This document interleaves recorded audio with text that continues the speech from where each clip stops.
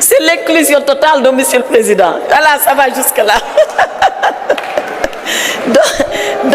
Donc, Monsieur le Président, c'est le troisième point et je vais achoper là-dessus. Le troisième point, notre collègue Tafsir Choy a commencé à l'évoquer.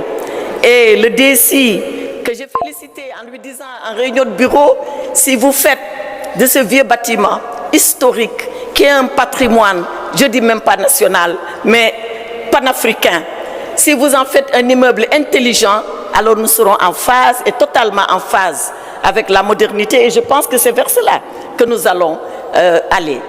Alors j'en viens à nos conditions de travail. Je sais que Madame le questeur est très engagée à nous mettre dans les meilleures conditions de travail. Mais je vais vous faire une confidence.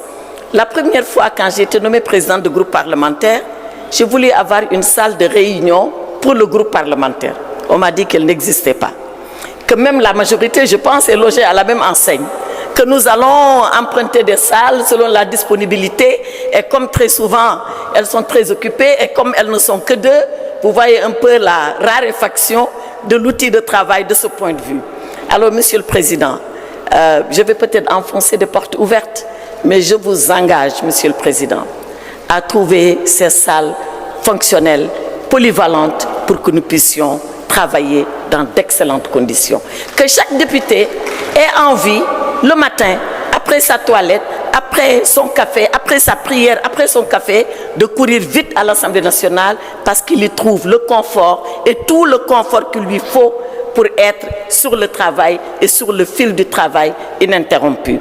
En tout cas, Monsieur le Président, félicitations pour ce que vous avez fait, mes encouragements pour le futur. Et comme je l'ai dit, tant que vous êtes sur ce tempo, nous serons sur ce tempo avec vous, quelles que puissent être nos divergences politiques, quelles que puissent être parfois nos querelles de politique politicienne qui immanquablement arrivent dans un cénacle comme l'Assemblée nationale, qui est le lieu par excellence des contradictions et des batailles politiques. Mais pour l'Assemblée nationale, pour le Sénégal, pour la nation que nous représentons, nous serons à vos côtés. Je vous remercie.